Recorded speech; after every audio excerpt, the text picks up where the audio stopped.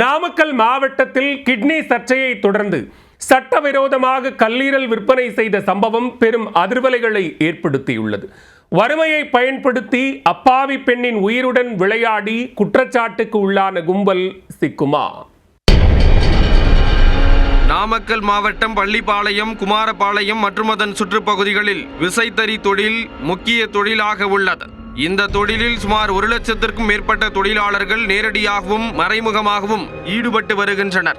ஆனால் அண்மை காலமாக விசைத்தறி தொழில் நலிவடைந்ததால் அதை சார்ந்துள்ள பெரும்பான்மையான தொழிலாளர்களின் வாழ்வாதாரம் கேள்விக்குறியாகியுள்ளது. இதனால் சிலர் தங்களது வாழ்வாதாரத்திற்காக கடன் வாங்கி அதை முறையாக செலுத்த முடியாமல் நெருக்கடிக்கு ஆளாகியுள்ளனர். இதுபோன்று வறுமையின் பிடியில் சிக்கிய அப்பாவிகளை குறிவைத்து கிட்னி விற்பனை செய்யும் புரோக்கர்கள் காய் நகர்த்தி உள்ளனர். இந்த விவகாரம் பூதாகரமாகி தமிழ்நாட்டில் பெரும் அதிர்வலையை ஏற்படுத்தியது. இது தொடர்பாக IAS அதிகாரி வினித் தலைமையில் விசாரணை குழுவை அரசு நியமித்தது. அந்த குழு விசாரணை மேற்கொண்டு அறிக்கை தாக்கல் செய்தது. அதன்படி திருச்சி பகுதியில் உள்ள சித்தார் மருத்துவமனை மற்றும் பெரம்பலூரில் உள்ள தனலட்சுமி சீனிவாசன் மருத்துவமனையில் அறுவை சிகிச்சை செய்ய தடை விதிக்கப்பட்டுள்ளது. விஸ்வரூபம் எடுத்த கிட்னி விற்பனை பிரச்சனை சற்று ஓய்ந்த நிலையில் பள்ளிப்பாளையம் பகுதியில் மீண்டும் ஒரு பூதாகர சம்பவம் வெடித்துள்ளது. பள்ளிப்பாளையத்தில் உள்ள அலமேடு பகுதியைச் சேர்ந்த 37 வயதான பெண் தனது கணவரை பிரிந்து மகன் மற்றும் மகளுடன் தனியாக வசித்து வருகிறார்.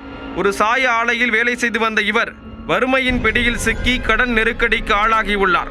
இதை அறிந்த ஈரோட்டைச் சேர்ந்த கிட்னி புரோக்கர் ஒருவர் அந்த பெண்ணை நாடியுள்ளார். அவர் கிட்னியை தானமாக வழங்கினால் 8 லட்சம் ரூபாய் தருவதாக ஆசை வார்த்தை கூறியுள்ளார். அந்த பணம் கிடைத்தால் தனது குடும்ப பிரச்சனை சரியாகிவிடும் என்று அந்த பெண்ணும் நம்பியுள்ளார். ஆனால் உடல் பரிசோதனையில் சில முடிவுகள் ஒத்து வராததால் அவரது கிட்னியை தானமாக கொடுக்க முடியாமல் போயுள்ளது. இருந்தபோதும் அந்த புரோக்கர் கிட்னிக்கு பதில் கல்லீரலில் ஒரு பகுதியை மற்றொரு நோயாளிக்கு கொடுக்கும்படி நிர்பந்தித்ததாக கூறப்படுகிறது.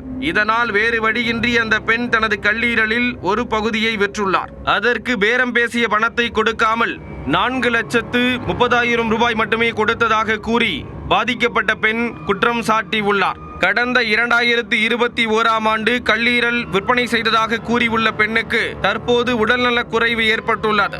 அத்துடன் கல்லீரலின் ஒரு பகுதியை எடுக்கும்போது பித்தப்பையையும் அகற்றியதாக கூறியுள்ளார். இதனால் வேலைக்கு செல்ல முடியாமல் வீட்டிலேயே முடங்கும் நிலைக்கு தள்ளப்பட்டுள்ளார். அந்த பெண்ணின் 18 வயது மகன் கூலி வேலைக்கு சென்று குடும்பத்தையே கவனித்து வருகிறார். மேலும் 13 வயதான மகள் தனது தாயை பார்த்து கொள்ள வேண்டியுள்ளதால் அவரின் படிப்பு கெட்டு எதிர்காலமே கேள்விக்குறியாகி உள்ளது. செக்கப்புக்குன்னு கூட்டிட்டு போன இடத்துல கிட்னிக்குன்னு சொன்னாங்க. நான் கடன்லாம் சால்வ் பண்ணி விட்டுறோம் அப்படின்னு சொல்லி சொன்னாங்க. இந்த பிரச்சனையெல்லாம் இருக்காதுன்னு சொல்லி கூட்டிட்டு போன இடத்துல கிட்னிக்கு தேவையில்ல, இவருக்கு தான் தேவைன்னு சொல்லி எல்லாம் அத்தாச்சி மாத்தினாங்க. மறுநாள் ஆபரேஷன் பண்ணி எந்த இதுவுமே எல்லாமே கான்ட்ராக்டர்லாம் எல்லாமே இது பண்ணிட்டாங்க. செக்கப்புக்கு எல்லாத்துக்கும் கூப்பிடுவோன்னு சொன்னாங்க. எதுக்குமே கூப்பிடவும் கிடையாது.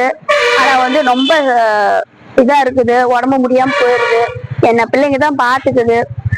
GH ஆஸ்பத்திரியும் போய் முடியலன்னா போய் பாக்குறது பிடிக்கிறது இருக்குது. அவங்க எல்லாமே டெஸ்ட் எடுக்கிறாங்க. ஆனா ஒண்ணும் இல்லைங்கிறாங்க. ஆனா இந்த பித்தப்பை எடுத்ததுலதான் பிரச்சனைன்னு சொல்றாங்க. ஆனா முன்ன மாதிரி என் உடம்பு கிடையாதுங்க. இது மாதிரி அமௌண்ட் இவ்வளவு கொடுக்கறேன்னு சொல்லிதான் கூட்டிட்டு போனாங்க. கையில கொடுத்தது 5,000 தான் கொடுத்தாங்க. ஏழ்மையை பயன்படுத்தி அப்பாவி பெண்ணிடம் கல்லீரலை பெற்று மோசடி செய்த புரோக்கர் உள்ளிட்ட கும்பல் மீது கடும் நடவடிக்கை எடுக்க கோரிக்கை விடுக்கப்பட்டுள்ளது.